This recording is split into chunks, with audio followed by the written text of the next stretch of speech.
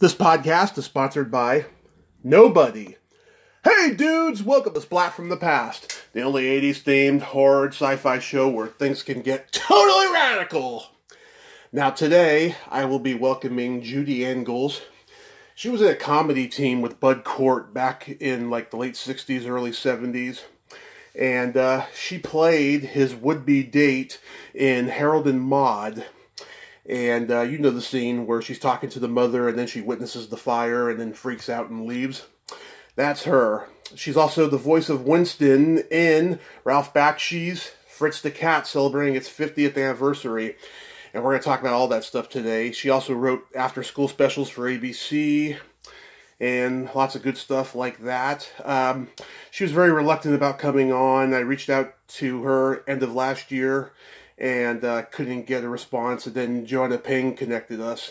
And we're finally going to do it today, and I can't wait. It's going to be a great conversation.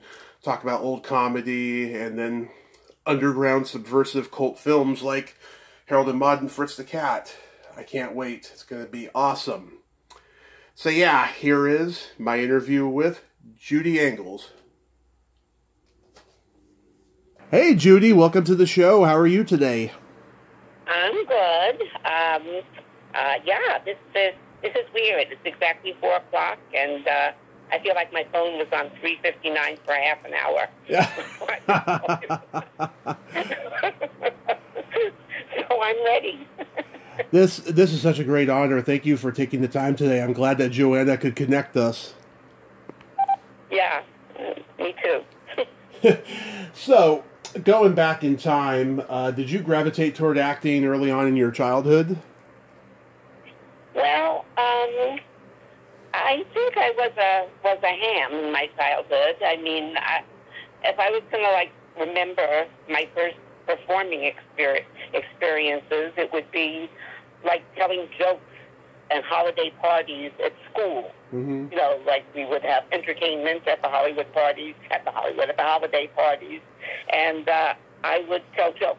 You know, sometimes I would tell a dirty joke because I didn't realize the difference, and I got in trouble. Woo. But you know, what are you going to do? Yeah. So I always liked performing, but you know, I didn't know I was going to wind up, you know, in the business. Let's just say, you know. Yeah. I was always interested. I mean, I like performing and watching things, and I like going to Broadway shows. I grew up in New York, so I was always interested in that kind of thing. You know. Yeah. Yeah.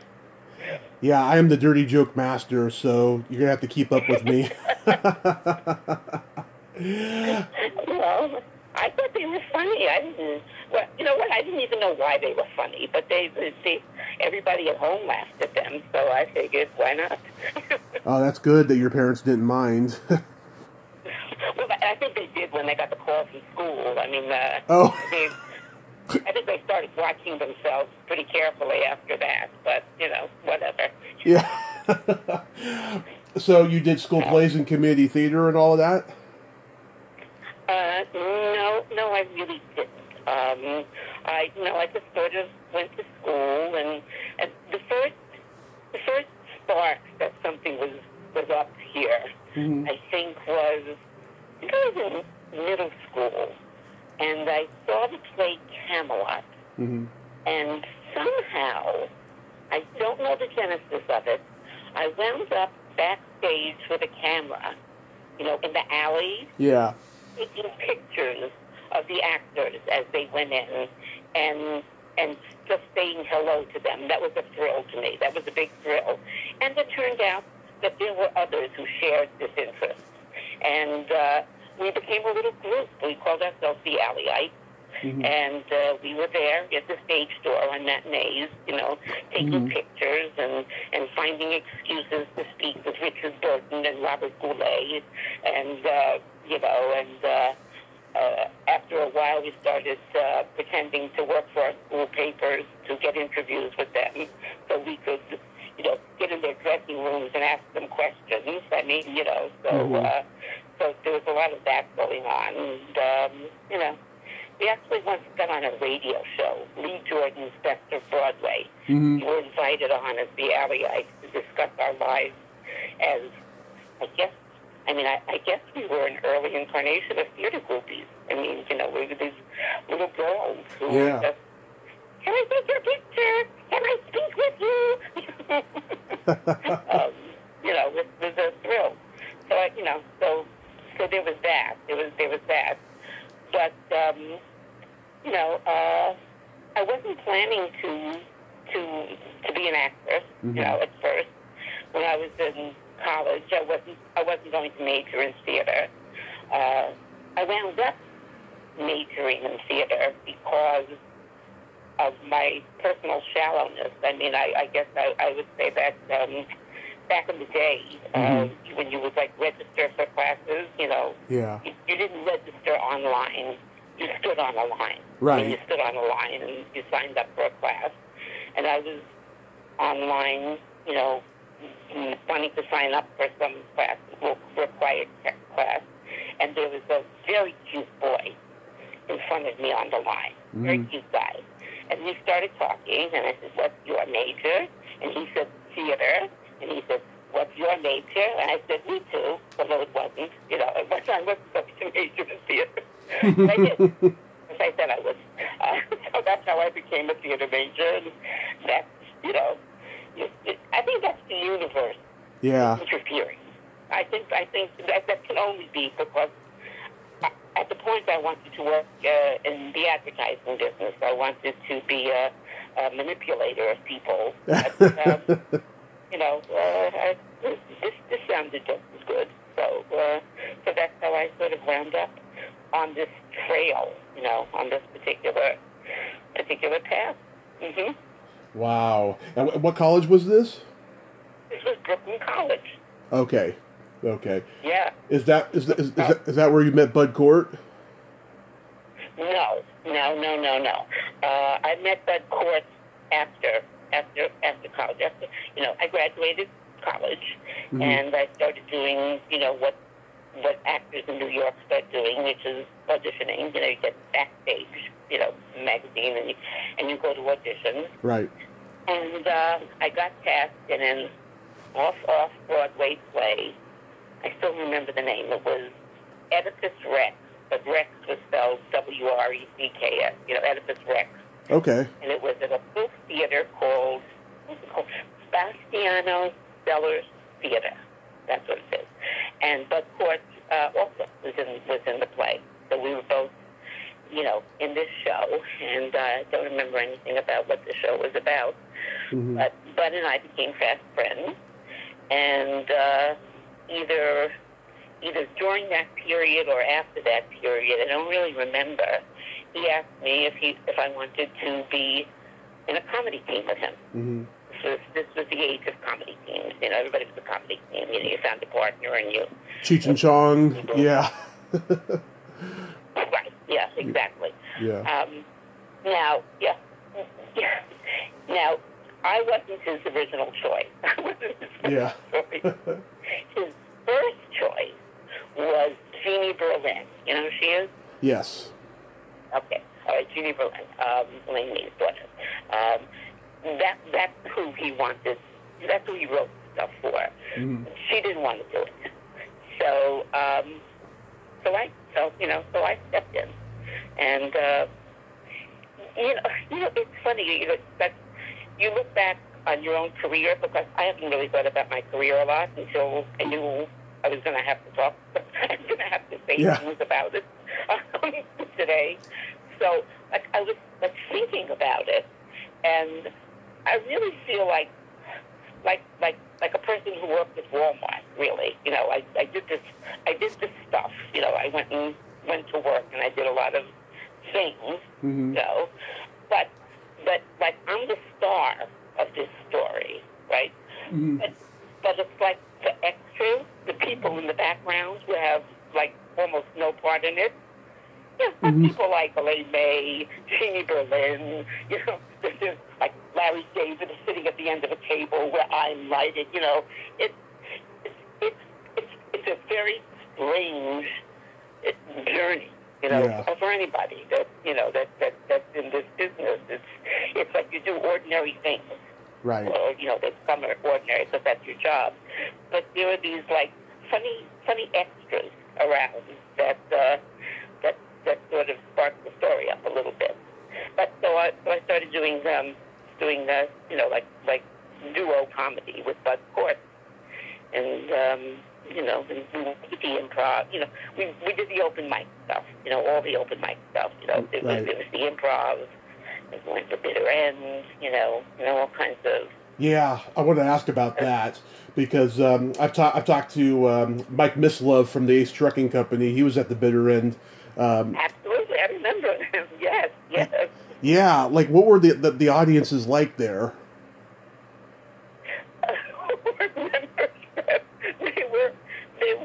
I don't even know who they were. I don't know who found their way into these venues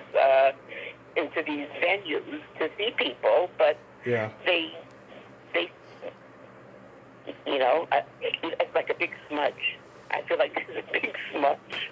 There's the stage, there's the people, and then the audience is a big smudge.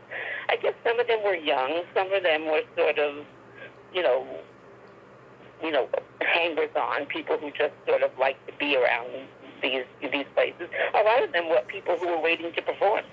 You know, like a lot of the audience was, you know, if Bud and I were performing, usually the Ace Trucking Company was in the audience. You know, there was the Ace Trucking Company, there was a New York City stickball team. Yeah. There were, I'm thinking that a lot of the people who were in the audience were people, you know, who were actors and performers. I think if you were at the improv, sometimes the people around were people who were in shows. Yeah. You know, after the show, they would come, and you know, whoever they were, they were the people who were supposed to sit there and laugh. That's all. That's who they were. You know. So. Did you know Tina Bullman? Say again? What? Tina Bullman. She was a singer. No, I didn't. But I'll tell you who I do remember. Okay. I remember. Out of all the performers, the one that's clearest in my mind, are you familiar with a performer named Lenny Schultz? Of course. The chicken guy? Yeah. I remember him clear as a bell. You know, he could make himself look and sound and behave like a chicken. And as ludicrous as it sounds, it was hilarious. Yeah. That's what I remember. I remember Lenny Schultz. Yeah. Yeah. Tom Dreesen and Tim Reed, they had a comedy duo at that time. No. They played the Chitlin circuit. They got into a lot of bar fights with a lot of white people who didn't like the fact that a white guy had a black partner, or a black crowd that didn't like the fact that a black guy had a white partner. It was a totally different time in those days. I guess I had no recollection of any of that. Nope. No. Okay, let's see. Who else was there in terms of comedy? Lily Tomlin was there? Lily Tomlin wasn't there when I was there. Trying to think of who else was around. I don't really...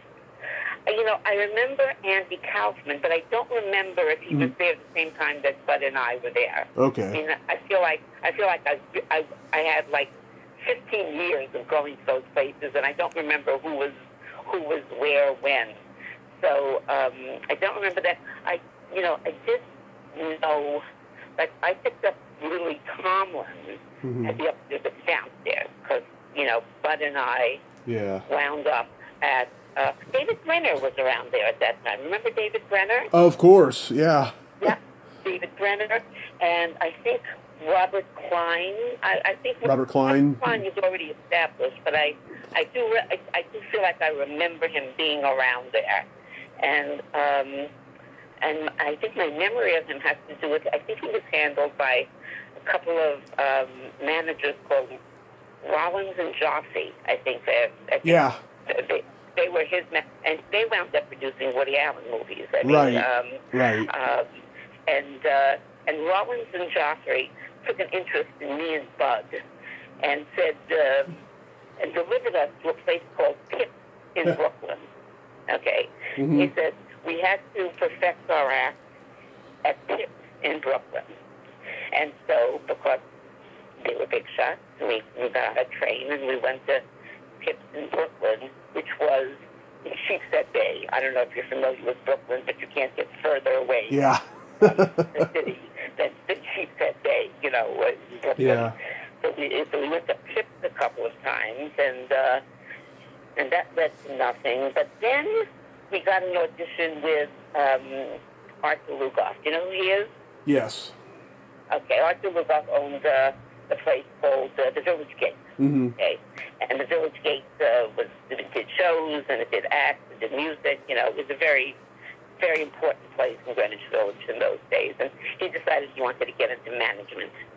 So we got an audition with Arthur Lugoff, and he wanted to be our manager. So he became our manager for a while. And he got us an audition at the upstairs of downstairs. Okay, so we did a show at the upstairs of downstairs, and that was sort of the beginning of everything for us. You know, it was our it was our first real job. You know, and it was in a musical comedy review. That's what the upstairs of the downstairs was famous for. They did these she little musical comedy reviews, and so Bud and I did a show there. We did a show with, I believe, somebody else that you interviewed was in that. Brandon Maggart, I believe. Yep. Brandon. You interviewed that. Yeah. Yeah. So Brandon was in the show, and Jimmy Cattusi, and they became Buddy and Jim on Sesame Street. So we started working there, you know, and that was a place where a lot of advertising executives came. And so I started working in commercials at that point. That's when I started doing a lot of television commercials. So, and that I consider that my artist brand for a good 15 years. You know, I just did one commercial. I did a lot of commercials, and so that was how I earned a living for a long time.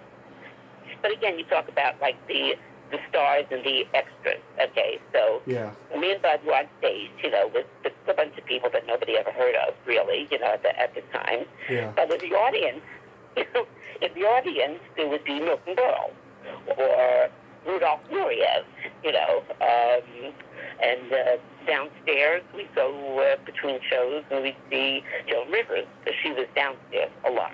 And Bette Midler and Barry Manilow were downstairs. They worked downstairs a lot. And Lily Tomlin used to drop by a lot, but I believe she worked there for a while. And, you know, she used to drive me home because she was on her way to Riverdale and I lived on the Upper West Side, so she gave me a ride home. So, you know, so it's like the extras, the other people are much more interesting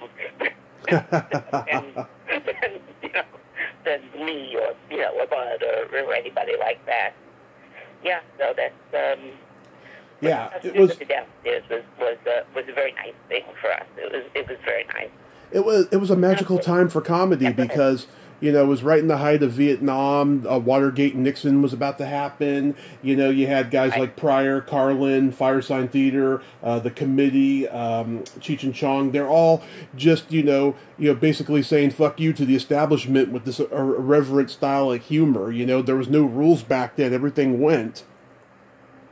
Yes, that's true. Now, I would say that the upstairs to downstairs was not exactly counterculture. It was, you know, we were all wearing these like little designer outfits that were designed for us, you know.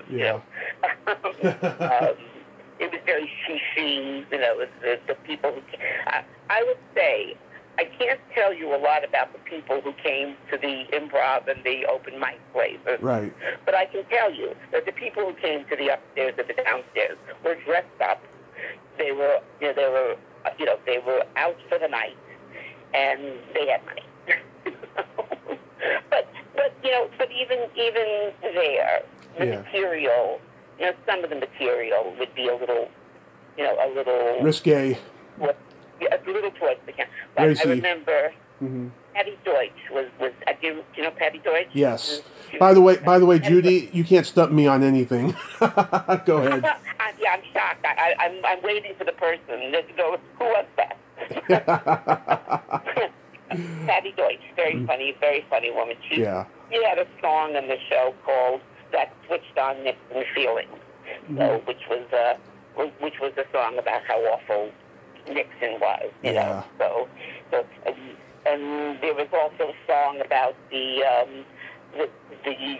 new craze for soul food, where all these uptown people, like the ones who were sitting in our audience, were going out of their way to experience the food of the people, you know. So there was a little bit of it, you know. There was a little bit of it, but it was very clever. The stuff is very clever, but it wasn't, you know, the committee. It wasn't, you know, it wasn't bread and puppet theater. It wasn't that kind of, you know, radical funny stuff, you know.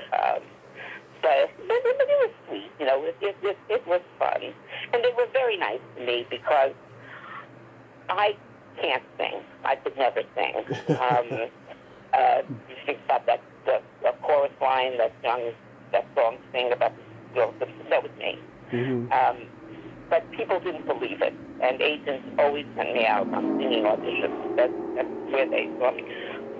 But here I was in a musical comedy review, and they wrote songs that I swear to God must have been written on 3 notes so that I could sing them. There was one, Portnoy's Complaint had just come out, the book had just come out, and so they wrote a song for me as what's his name? Philip, who else Portnoy's Complaint? Philip, I can't believe I can't think of his name. He's one of, well, as his mother, you know, who wrote such a shameful, you know, such a shameful, sexually provocative book. Philip Roth's mother. I don't know.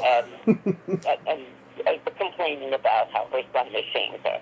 So that was written on probably 3 notes. And then they gave me another song that was supposed to be takeoff of Nancy Sinatra. Okay. Who had the song Boots, right? Boots. Yep. And they wrote me a song called High Notes, which was also written on 3 notes, so that I could sing it. But they, you know, they couldn't have been nicer. They were so sweet. They were, you know, just a really nice group. But then, of course, Bud, this is like the classic show business story. In the middle of this show, Bud gets the call from Hollywood. He got cast in MASH. Okay? And I got the phone call that, you know, he has to break up the act. He's going to Hollywood. He's breaking up the act. So off he went. You know, he left the show, and you know, I stayed on. You know, and did the New York actor stuff. You know. Yeah. So that was that period. Yeah. So he gets cast. He gets cast in Harold and Maude, and then he. So what happened? Did he call you up, or Hal Ashby called you up and say, "Hey, come and do this one scene in Harold and Maude"? Okay. All right.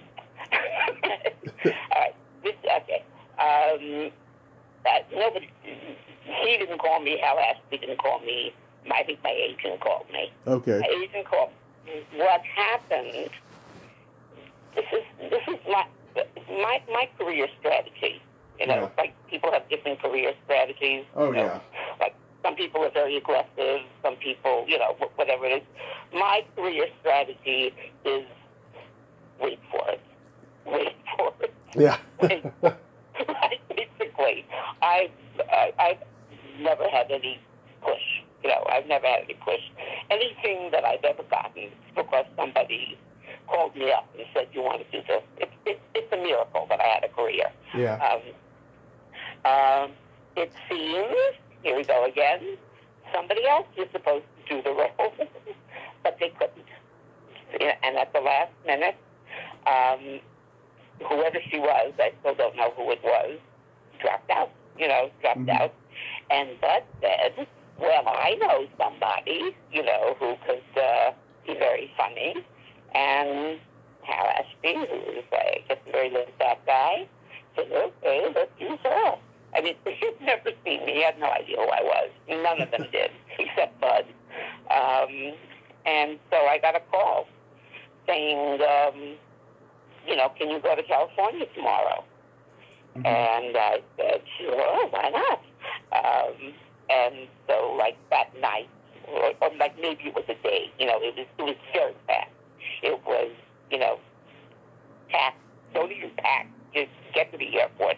Mm-hmm. So, that night I was on a plane to San Francisco, and they picked me up in a limousine where the costume guy was there with a tape measure. He's like measuring me because he's going to sew something, for me to wear the next day for the shoot. And, they picked me up. They dropped me off at a hotel. They said, we'll see you tomorrow morning. Mm-hmm. Here's the script. And the next morning, they picked me up. They drove me to this mansion, mm-hmm. beautiful mansion where they shot the movie. And we shot it. This is my career. My career takes place in tiny little pieces. Like, little things happen. It was a day. It was literally a day. It was fun. It was a lot of fun. I was very impressed with Hal Ashby because I had done a lot of commercials by that time. By that time I just worked with a lot of directors. Right. And everybody was pretty much the same. They go, light, camera, action, just the same. But Hal Ashby, I was really he would go, light, camera, Judy. Yeah. It was so nice. It was, to say action, you feel like, oh my God, I'm going to start running around. If somebody says, Judy, it's very relaxing. Everything about it was just like very laid back. Everybody was laid back. Nobody was excited. Nobody got, everybody was just walking around. Were they stoned? I have no way of knowing, but it's not impossible. And so we shot it. There was the piece of this, the one scene that I'm in, basically. Yeah. Every time I've ever seen it in a movie theater, it gets the end of the scene gets laugh. Because he's got that creepy glint in his eye. Yeah, but I literally ran the wrong way. I didn't run where the exit was. I ran to the wrong place, and I realized that I did not run. And so I turned around and ran off the right way. And then that look that you just described, he did that look off that. And it was a mistake. I was not supposed to run off the wrong way. I was supposed to run off the right way. It was perfect, though. It worked for the character. So it was like, so I've been in a theater to see that movie a few times, and it never fails to get that look off that mistake. Get the laugh every time. And, and that was it. Goodbye. Get on the airplane, and I was back in New York the next day. Mm-hmm. But, that little day just resonated, so much. It's like a calling card. It's like a calling card. Yeah. Oh, you were in Harold and Maude? Oh, yes, I was in Harold and Maude. How was... Yeah, go ahead. I was going to ask, how was Hal Ashby as a director? Because we lost him way too soon. Everyone I talked to says he was like a poet. He was just a great guy. Well, just what I said. He was so gentle and so, so calm. There was just something so calm. I think it may have been his first directing work as a director. And he just, what little I knew of him, I liked him very much. I would just never forget that, the way he led you into a scene was just sweet and calm and just very nice. Funny, I was at my husband's memorial service. I mean, Harold and Maude just Yeah. I think my husband's memorial service, somebody that I didn't even know came up to me and said, I just saw you. It's being from Harold and Maude. And I said, oh, really? The movie's playing someplace? And she said, no. They made a documentary about Hal Ashby. Mm-hmm. And your theme is in it. I said, really? Okay. So, of course, I went home, bought it on Amazon just to see if he was right. And, yeah. I mean, to this day, it's like being in something that iconic. But, mm-hmm. What I'm curious about is if anybody remembers it at this point. I mean, I don't know how old you are, but... I'm a very old 39, and I've been watching that movie since I was way young before I should have. But, yeah. I just wonder how long something lasts like that, I find that, yeah. My career is like 50 years old. I mean, I've been around, since the 70s. It's a timeless classic. And yeah. things that I could Google mm-hmm. a couple of years ago yeah. aren't there anymore. Like, if I Googled the show that I was going to be upstairs or the downstairs, it used to come up. It doesn't anymore. Mm-hmm. A lot of the directors that I worked with in commercials, mm-hmm. they used to come up. I used to work with a director named Mike Questa. Uh-huh. He's a very, very popular director of commercials in the 70s and I guess the 80s. He's one of the guys in New York who really... Now, if you Google his name, he's not there. His son, who's also named Michael Questa, he's there, but the father has disappeared from Google. Yeah. So I'm just wondering how long it's going to be before I say, well, I was in Harold and Maude, and people are going to say, oh, what was that? I'm born and raised in San Mateo. I have a lot of pride over Harold and Maude because it was shot all over the Bay Area where I'm from. Oh, yeah. It was a beautiful area. I mean, yeah. 10 minutes right for it. This is very, very lovely. But, so that was Harold and Maude. So how does Fritz the Cat come to you? Exactly the way everything else came to me. It was just fate. Wait for it. Skip Tennant, who was the voice of Fritz, yeah. I had done a bunch of commercials with him. Mm-hmm. And he recommended me, you should talk to Judy Engles. And so I got a phone call, and, the next thing I know, and all of this is like, so a couple of hours later, and then that job was finished. It's all that, it's like what they call pointillism, those paintings that have little dots on it.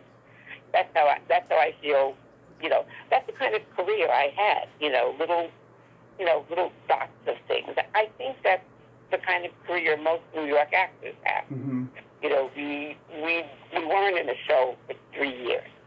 We went in and we recorded something or we shot something. I did a day on, what was that Elaine made? The Heartbreak Kids. She did a movie. I did a day on that. Nichols and May. I did a day on Sesame Street. I did a day on Captain Kangaroo. I did, Oh, we got to talk about the Heartbreak Kid in a moment, but oh my God, that's awesome that you got to be on that set. Which one are you talking about? The Heartbreak Kid. Oh, the Heartbreak Kid. Yeah. Yes, exactly. Because I knew Jeannie. I went out to California for a couple of months once, mm-hmm. but decided I should come out to California. And so he put me up with Jeannie Berlin. So we were roommates. And so of course, Jeannie was in the Heartbreak Kids. Mm-hmm. They needed actors to improvise a scene at a bar where she meets I think it was Chuck Rosen was the actor that played opposite her.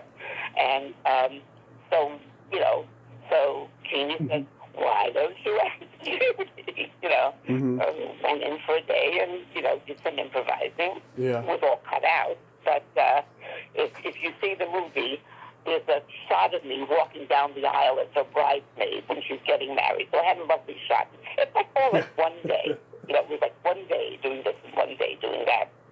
But it was, you know, that was the New York actor's career at that point.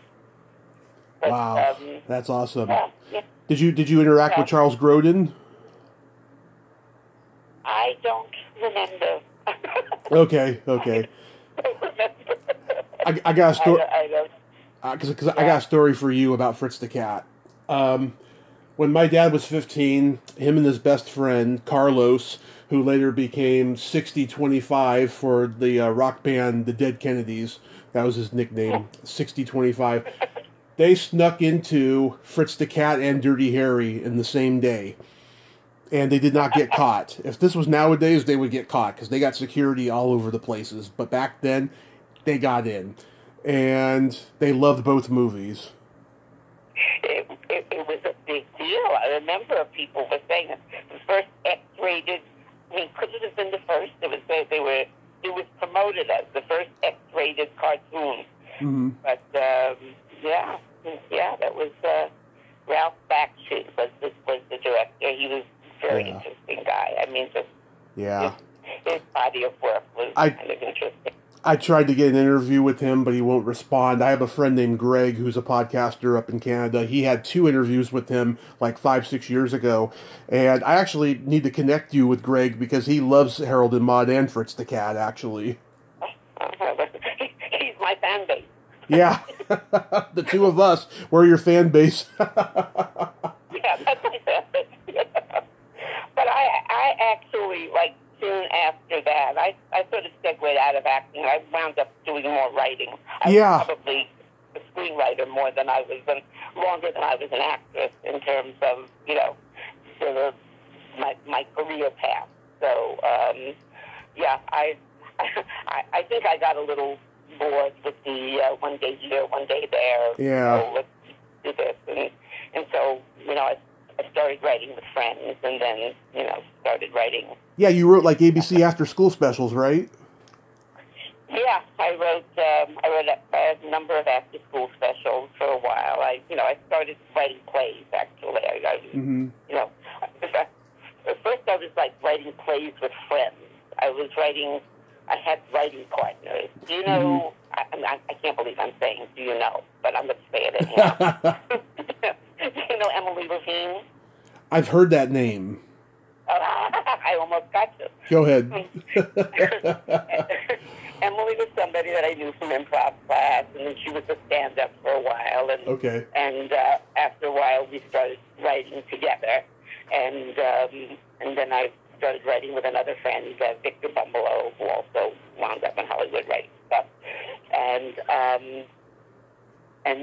so things started getting produced, and that's when I started writing cabaret stuff. I worked on a show called Metropolis, where in the background, also writing, was Larry David. Larry David also worked on that show. I know who Larry David is. Yeah, you've heard of him. Well, he's just an extra in this story. And, you know, then I started getting, I got some plays produced, you know, a couple of one-acts produced. And on the basis of that, I started, you know, writing. I started writing for television. Actually, like, it was 2 one-acts. There was a festival of one-acts, and, you know, so I had 2 of mine one night. And in the background, who also had a one-act produced, is, what's his name, Matt Williams, who also, like, and he was like Roseanne, and the Tim Allen one. A Home Improvement. And Home Improvement, yes. So, yeah, but he's in the background. So I had, you know, 2 on that. And they were quite successful. They got a lot of good reviews. And then, like, on the last night, the New York Times came. And the New York Times did not like my play. You know, they referred to the play called Powder, took place in a ladies' room where a woman's holding a psychiatrist hostage, which, let me just say, there's now a TV movie where somebody's holding a psychiatrist hostage. But anyhow, the New York Times didn't like it, and wrote a review saying that I was mildly anti-Semitic and the first of the anti-feminist plays. I mean, he really didn't like it. But he put a sentence in there. He said, well, you know, it certainly was funny if that's what you're looking for. Mm-hmm. And on the basis of that sentence became my TV writing career because people read it and started calling me up to have meetings. And you know, that's when I started writing for television on the basis of his lousy review. And the first thing that I started writing was after school specials. So I wrote a bunch of those, which were fun. You know. Yeah, I've talked to a couple of people from Can a Guy Say No? You did? Oh, the Tommy Schwamm, Tommy directed that. Yeah. Yeah. That was. I actually got nominated for an Emmy for that one, for the script of that. Yeah, it's awesome. That doesn't count. Yeah, I did that one, and then the first one that I did was what was it? It's No Question, I'm in Love, and the star of that was Cynthia Nixon, when she was a little girl. Yeah. You know, she was a little girl, so those were fun to write. Those were a lot of fun to do. So I did those for a while, and, you know. Do you remember guest starring on Kate and Alley? Do I remember? Yes, I do remember. Yes, I definitely remember. It was fun. It was fun. It was one day. Yeah. It was one day of my life. It's another one of my one-day performances. Yeah, it's all of that's fun. You know, I don't think I ever had a bad day on the set. Mm-hmm. But I always sort of felt like when I was acting, I always sort of felt like I was stealing money. It never really felt like work. You know what I mean? Right. It was fun. You know, it was a fun thing to do, and you know, and then it wasn't anymore. At some point, it got, you know. Did you end up getting married and having kids and just leaving the business? No. I got married. I did have one child. I have one child. He's grown up now. Mm-hmm. But I remained in the business. I spent a lot of years writing for Nickelodeon. I wrote for Comedy Central. I wrote, for VH1. I wrote for, and then I was in the development business, the grant. Right. I was called it grant. You know, you come up with a show or an idea for a movie or something like that. You pitch it. They give you money.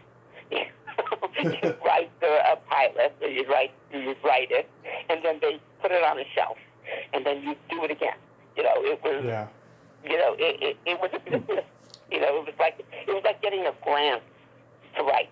I did that for a long time, and then I moved to the suburbs, and it got a little harder to do it. I will tell you, there was a point where I was writing for Comedy Central, mm-hmm. Comedy. It was called something else then. I think it was called Baha Network. It was before it became Comedy Central. Was it the Comedy Channel or nothing like that? Say it again? The Comedy Channel? Yeah, the Comedy Channel. Maybe it was the Comedy Channel. And I was writing stuff for them, and they were asking me not to come into the building, but to fax it in, because the woman who was hiring me to write stuff said that she would lose her job if they knew she was buying material from a middle-aged woman who lived in New Jersey. Yeah. I swear.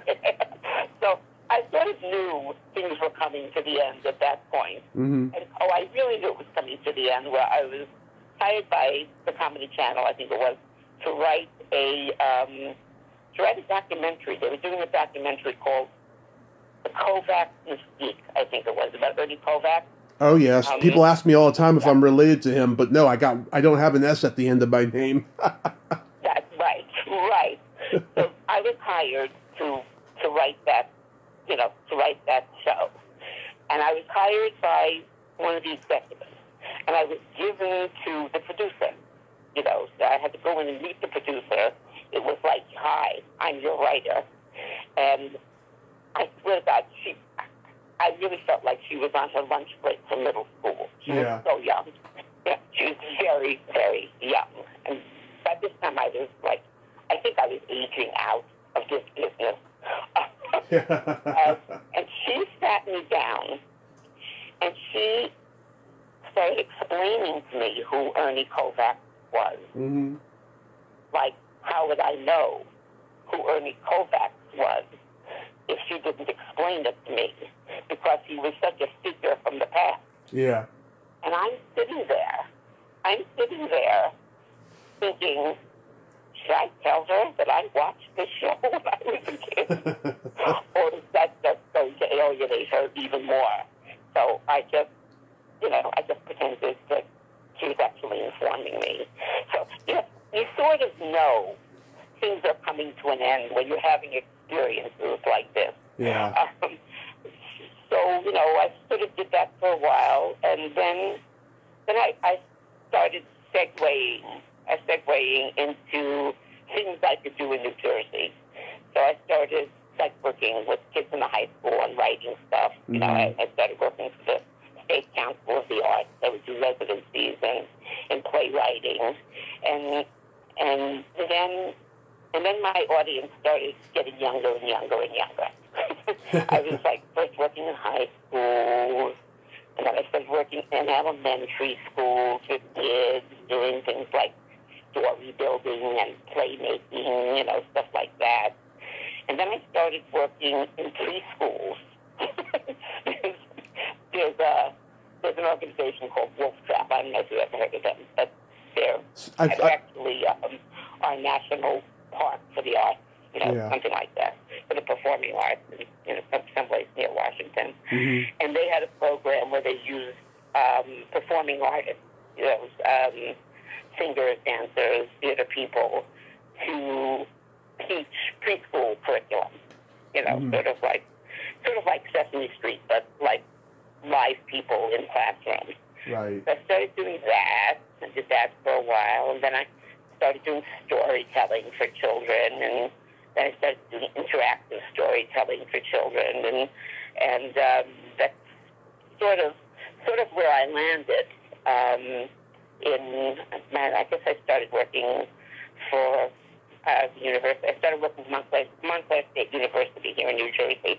I started working with their children's center, doing sort of interactive storytelling with first it was preschoolers, and then they had me work telling stories to toddlers.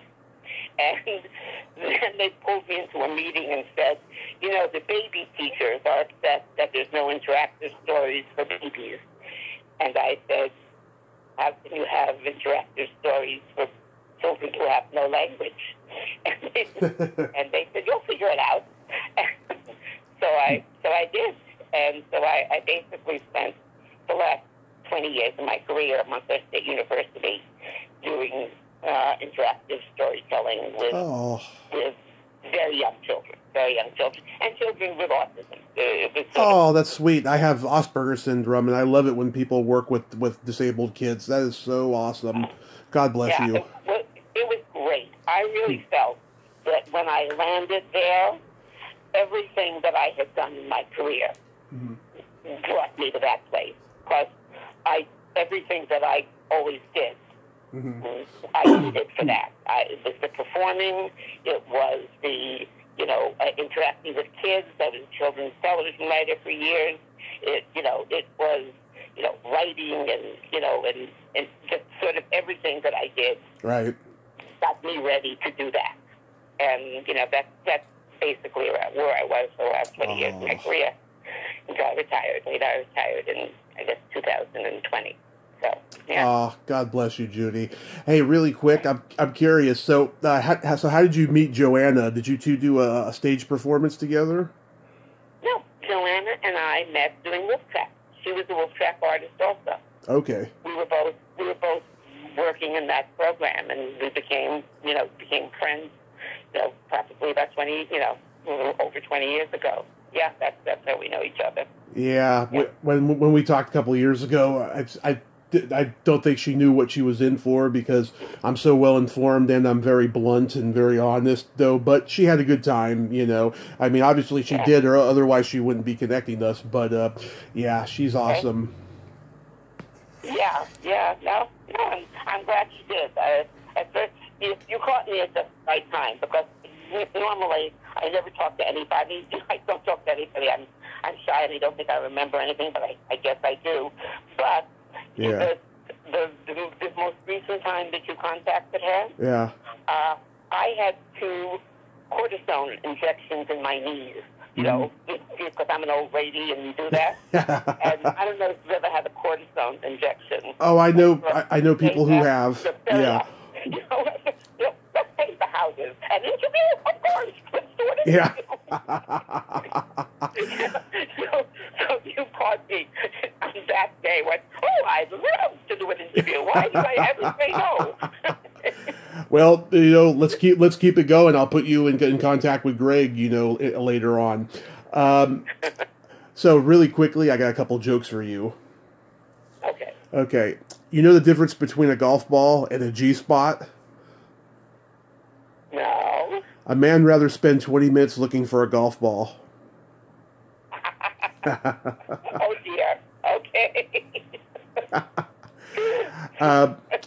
What do you call a boy that doesn't masturbate? What? A liar. Oh. Well, great wisdom. Great wisdom. I could have used those jokes in the 2nd grade when I was doing my holiday performances. Do you have any? No. I'm trying to think of it. I don't do any. Okay. Let's see. I heard this joke on the radio once. What was it? It's my favorite preschool joke, actually. Okay. Trying to remember it. Wait a minute. What did the snail say when he took a ride on the turtle? What? Whee! That gives preschool joke a whole new meaning. Yeah, okay, that was the only joke Judy, that I remember. Judy, thank you so much for coming on and finally doing this. You were so awesome. Whenever people tell me, "Oh, I don't think I can contribute to your podcast," they end up contributing more than they think. So thank you so much. Okay, it was my pleasure. Wonderful talking with you, Tommy. Absolutely. You have a happy holiday season. Be safe out there. And, yeah, get some rest, because those joints, they don't last forever. You're right. Thanks. Good advice. Thank you. Okay, take care. Okay, bye-bye. Bye-bye. Well, there you have it. Judy Engles. Ain't she a sweetheart? Oh, my God, what a great lady. I'm so glad we had that conversation. Thank you, Joanna Ping, for connecting us. It was truly, truly awesome. Well, until next time, this is Tommy Throwback Kovac saying there's no shame in living in the past, because the present sucks. Later, dudes.